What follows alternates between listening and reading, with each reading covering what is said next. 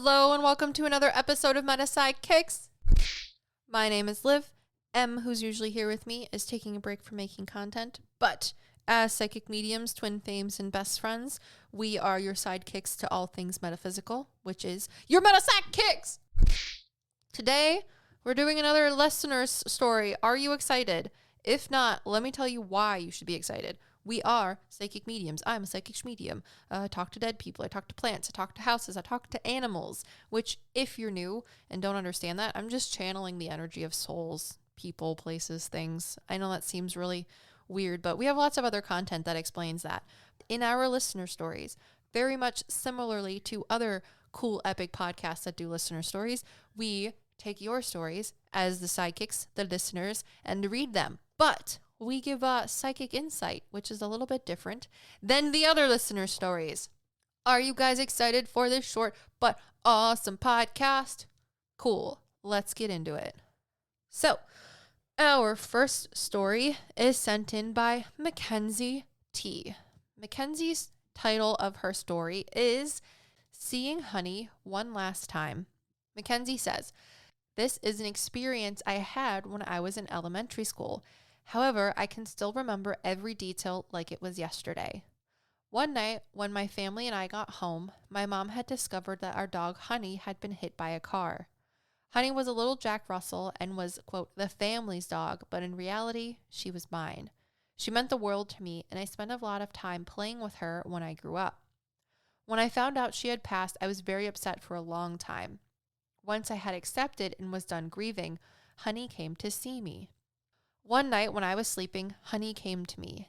In my dream, there were no dimensions and everything around us was all white. In the distance, I saw a woman speaking to an animal in her arms. I didn't see her clearly, but I suspected it was my Nana, my mom's grandma. And when I came closer, the woman put the animal down and I could see it was Honey. We both started running towards each other.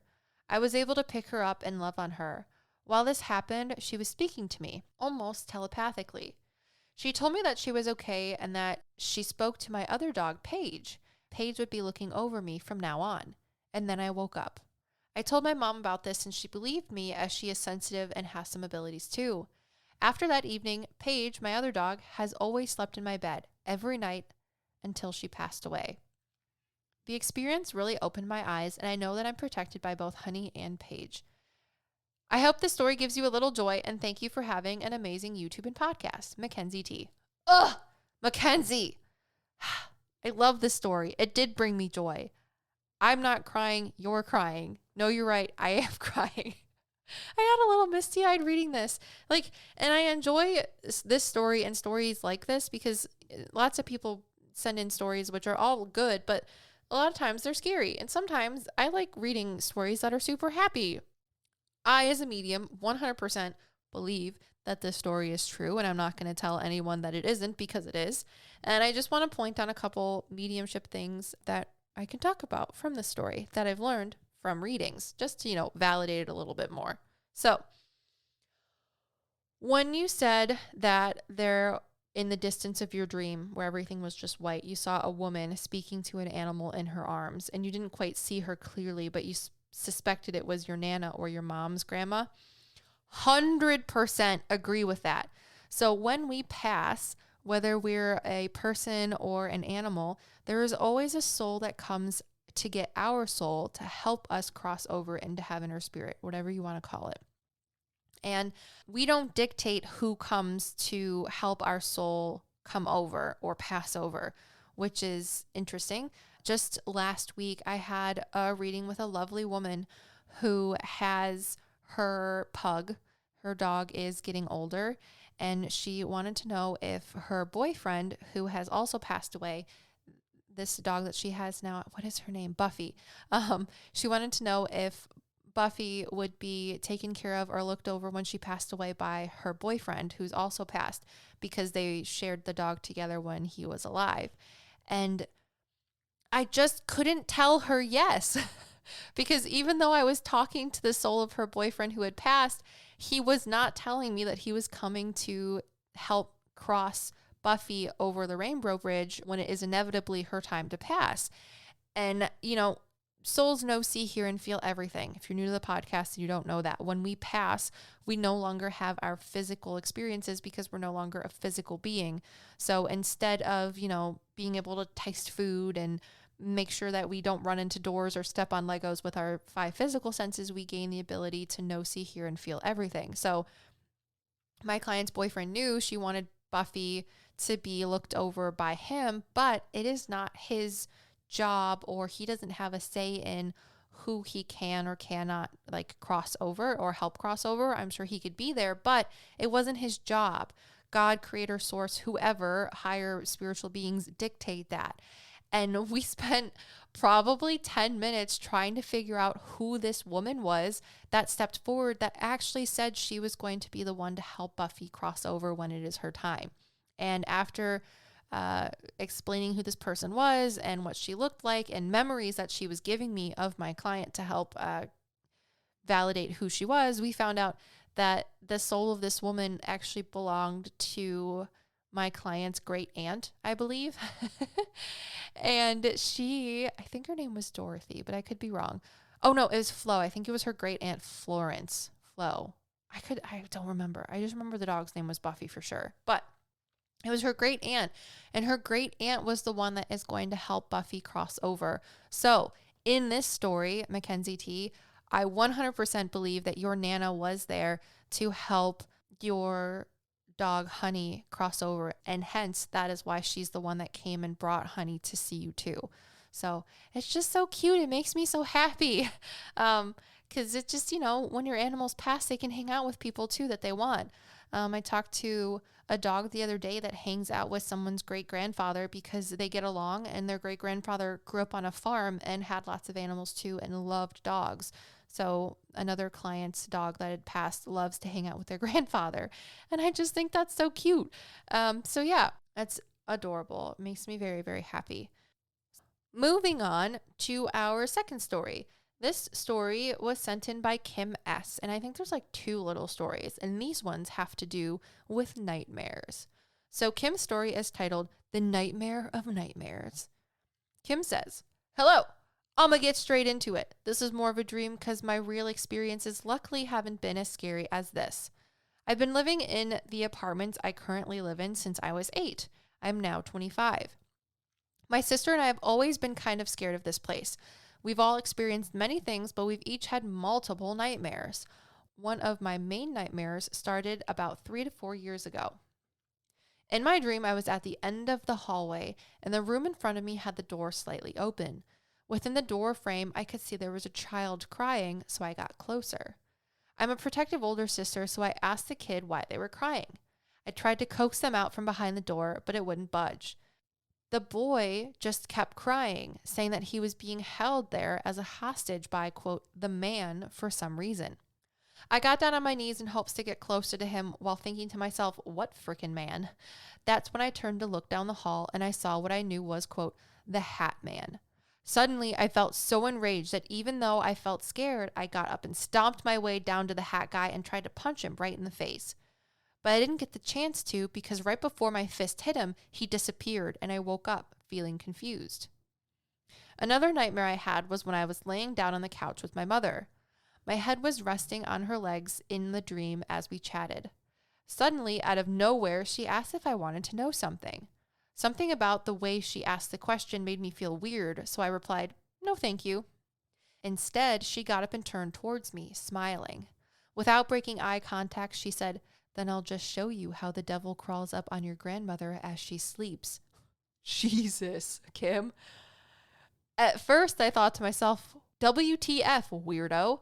Then she proceeded to hide behind the couch arm, and I watched paralyzed as she started crawling on me, still smiling. As she got closer to me, she began shifting into the image of what I perceive as the devil. Thank you for reading my story. Also, I've had nightmares regarding witches, but this message is getting too long, so I'll share some other time. Much love, Kim S. Dude, Kim, that is a terrifying story. Okay, let's try and get some psychic insight for those nightmares. So let's break it down.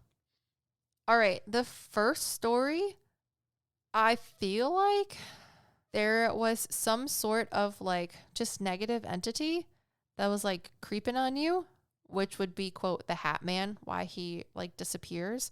But the second one with your mom, I feel like that might have just been a really scary dream of yours. I don't think that's paranormally fueled, honestly. I don't know. Okay, so when you live in apartment complexes, things like that, there's a lot of people around you. And when it comes to energy, whether it be human souls or more negative, lower vibrational entities, the more people around you in a small confined place, the more energy is going to be attracted to an area. So I feel like the dreams that you and your sisters have had, also share the witch one. Why don't you send it in, Kim S, if you're listening to this? Your story was not too long. I love long stories. Please share them all. But I feel like I'm sorry. I'm putting my mediumship hat on. And when I wanted to say that the second story was just your mind, I feel like because you've lived in the apartment complex so long and there's so many people around you in said apartment complex, it's just a breeding ground for negative entities. And a lot of times negative entities will try to manipulate your dreams to make you scared. So they won't haunt you in your waking world, but they will try to evoke scared emotions in order for their existence to perpetuate when you're asleep. Because when you're asleep, your ego is not there. So it's easier to create a sort of scared perception of things. I believe that is the cause of your nightmares. And I think you might have even been in a nightmare. Oh, that's weird. Sorry, the spirit's just telling me more things as I'm talking. So the boy in that nightmare, I feel like you might have been in the same dream as someone that lived near you. And the Hat Man was bothering him. And you were able to perceive it. But that's really weird. There's a lot of different entities. I feel like there's more than one entity that causes the bad dreams that you've been experiencing, you and your sisters. So I think it's just like an apartment entity that's not cool. So do with that what you will.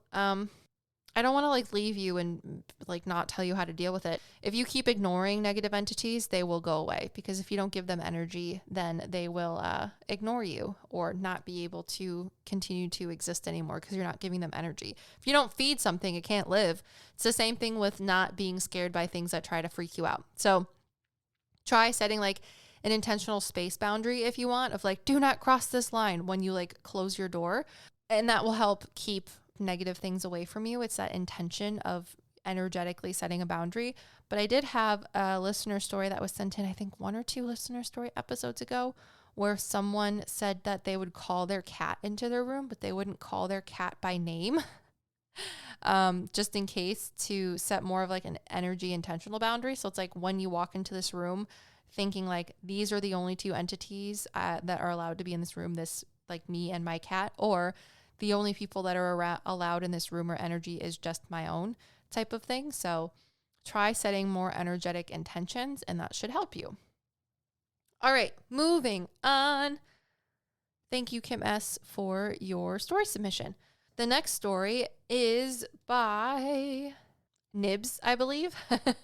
Nibs is actually one of our patrons too. So if you guys are interested in having Patreon priority with listener story submission, so you have more of a chance to have your stories featured in a future video or podcast, as well as having access to listener stories that we don't talk about on the YouTubes or the podcast, feel free to check out the Patreon below. It's really fun. You get a Discord server. You get to talk to Em and I. It's a great place. But anyways, Nibs sent in her story, and their story is called The Ghost Named Sam. So it starts, "Hi, before I start the story, you can call me Nibs." Okay, on to the story. So Nibs says, "When I was in college, I was dating a guy who lived in government housing. He lived with his mother and 2 cats. I was dating him for a long time, so his mother gave me a key just so I could come and go as I pleased. My boyfriend at the time was taking courses at an adult school and wasn't home on this particular day, and his mother had a small job helping a neighbor put flyers in the local newspapers twice a week. On a normal day, I would go to college and do my courses, take the subway to my boyfriend's house and hang out with his mom till he came home, and then head home in the evening. His mother used to drink a lot of tea, so there was always a pot of tea on the counter. On this particular day, I unlocked the door and took my shoes off as I always did and walked in. The kitchen was to the right after you walked through the threshold. I looked to the kitchen and saw a person with their head in the oven while the oven door was open, so I dismissed it as my boyfriend's mom cleaning the stove. I plopped my backpack down and started chatting away about my day as I sat on the couch in the living room, but no response from my boyfriend's mom came back, and that worried me. So I looked down, and on the coffee table was a note. It read, "Gone to help Joe with the flyers." Then I thought to myself, well, who the F is in the kitchen? I grabbed my keys and walked towards the kitchen. I looked in and no one was there, and the stove door was closed. I put my shoes on, locked the door, and ran as fast as I could to Joe's house to see my boyfriend's mom. When I got there, I was out of breath because God knows I don't run. I took a second to catch my breath, and everyone was looking at me like, what's wrong? I told my boyfriend's mom what happened, and her response was, "Oh, you met Sam." "Yeah, we think he died in an old gas stove." Jesus. I swear my mouth dropped open, and all I could say was, "Why didn't you tell me about this before?" She shrugged and said, "Well, we also have an old lady in a rocking chair that sits at the top of the stairs some nights." I was in such shock, I said, "Okay," and just walked back to the house. I made a pot of tea and tried to process all the new information I had just learned. After making the tea, I took some over to my boyfriend's mom because I didn't want to be alone, so I helped with the flyers and walked her home afterwards. I did not see Sam again, but I did meet the old lady one night when I was going up to the upstairs bathroom. Halfway up the stairs, I saw her. She had a very unhappy look on her face. I turned around and went back down the stairs and used the other bathroom because I just couldn't deal with a disapproving old lady. My boyfriend and I had a few discussions on why the ghosts were at the house. He thinks the area was a graveyard at one point, and though they relocated the bones, he thinks they might have missed some. I put it out of my mind, and we broke up 6 years later, and I moved on with my life. On another note, a friend of mine worked in a cemetery, and he was a gravedigger. We had some pretty awesome talks one night after indulging in some of the devil's lettuce, and I asked him about the possibility of remains being missed. He told me something that I think might make me seriously consider cremation. He said when it rains, the ground shifts, and the older caskets that are decayed bill their bones into the earth, and sometimes bones from other plots find their way into the plots of others that they don't belong to. He's not allowed to fix this issue when he runs into it. And that's what he told me, but he did say that this is why funeral homes are now pushing plastic cases for coffins. Anyways, sorry if it was too long of a story, but the background details were desperately needed. I have been thinking about Sam a lot lately, as a coworker just asked me a few weeks ago if I believed in ghosts. I told him yes and shared my story of Sam. And he told me a story that I will ask if I can share at a later date. My coworker is Native, so it did not surprise me that they asked. Thanks for reading my story and much love, Nibs. Nibs, thank you for sending in your story. When you got to the part where you're just like, yeah, his name is Sam, I was like, oh my God, because I saw the person as a man, and I was 100% thinking that you were going to say that I was a woman, and I was like, crap, I'm not seeing what she's seeing. I'm not seeing what Nibs saw. And then when you said that they saw that they all, your boyfriend's mom also saw them as a man and said that it was Sam, I was like, oh, okay, so I am seeing what you're talking about in your story. So I don't know how I feel about the place where the government housing is as being a graveyard, but I do feel like, okay, it was government housing. I'm sorry, I'm just thinking. I feel like, I don't think it was a graveyard, but I do think that there is the soul of a man who may have took his own life by putting his head in the stove. But I also feel like that could be a residual haunting from the location of the house and not necessarily an active haunting. So the difference between a residual haunting and an active haunting is an active haunting is one where the soul itself is present and they are living or existing within our space and time.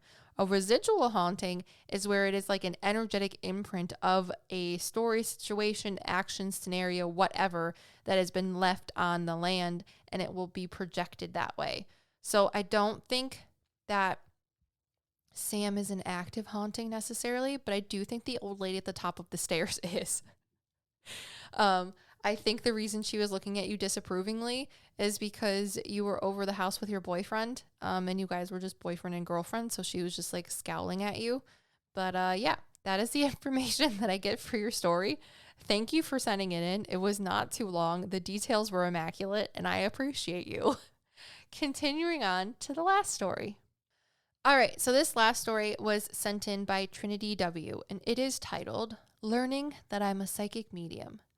Trinity says, I'm a fellow meta psychic, and I wanted to share my story with you.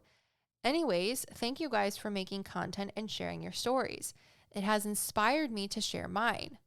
Back to the story. I've followed you guys for a few years now, and I've learned that I'm a psychic medium by watching and listening to your guys' content. Oh, thanks, Trinity. That's so cool. One of the things I like to say is a lot of people ask us, like, am I a psychic? Am I a medium? Please don't ask me that question. Listen to our podcast. We have a podcast called The Clairs and a couple YouTube videos too. But everyone, as far as Em and I understand, have psychic abilities. But whether or not you're a medium or want to declare yourself a psychic or a medium is up to you. Don't ask anyone else to do that. Use your own resources, use your own understanding, and, come to your own conclusions. Don't try to have someone else label you. No one can tell you who you are except for you. So, continuing on with Trinity's stories, they say, I've been following you guys for a few years now, and I've learned that I'm a psychic medium by watching and listening to your guys' content. A few months into the pandemic, I was getting TikToks and YouTube recommendations for psychic abilities and intuition videos, and at the time, I didn't realize that I was a psychic medium, but I knew I had abilities. Growing up, I lived in a haunted house. I don't know if that made me more in tune with that side of life, or the afterlife, I should say. But as a child, I would also watch TV, and there would be shows about witches or mediums, and I would say, wow, that's cool. I wish I could do that. And I didn't know that that was going to be my job in the future. Dude, Trinity, same. I have always seen people, and my abilities have changed and morphed into being able to communicate with plants and animals and houses, things like that. But I never knew that I was a medium until I really started talking to people and doing readings. I used to watch the Long Island medium, Teresa Caputo, on TLC when we had cable. And I was like, man, I wish I could do that. And I knew my mom was a medium, but I didn't know I was a medium. So I'd be like, man, I wish I could be like my mom or Teresa Caputo. Boom. Life alert. Anyways, okay. So Trinity says, I would watch people on TV that would be mediums, and I would say to myself, I wish I could do that. And I didn't know that was going to be my job. Crazy, right? And going through many spiritual awakenings. And later, looking into past lives within myself, it was one of the biggest spiritual awakenings I had ever had. And all of the information that I've said I thought I was just a psychic, I later would talk to past loved ones, and I knew they were passed on. So, yeah. I still didn't even know at this point, after talking to past loved ones with my psychic abilities, that I was a medium. But through many spiritual awakenings, I later found a video of you guys talking about the difference between a psychic and a medium. And my spirit guides led me down a rabbit hole through all the things which I've realized I am, in fact, a psychic medium. So I hope that made sense, and a big thank you to you guys, Trinity W. Aw, Trinity, thanks. I appreciate that. M doesn't believe that there's a difference between a psychic and a medium, but I do. It's just a difference of opinions and understandings, and that is completely fine. Whatever idea you believe is true, go for it, because it is all about you and your perspectives and drawing your own conclusions. So take whatever information you'd like to either label yourself or not. But if you would like, I will put a link in the description below if you're listening on the Meta PsycKicks Extras YouTube channel, or in the show notes if you want to read the blog post that I wrote about the difference between a psychic and a medium, and the post about psychic abilities and how everyone has them if you want to learn more. But that is the stories that I have for you today. I hope you enjoyed them. And until next time, if you're interested, I do have new availability for readings in the evenings. So go on down to the show notes if you're interested in a private personal reading or an email reading with me, and see if that's something you'd like. If not, that's cool too. Until then, thank you so much for listening, and we are your Meta PsycKicks. Peace.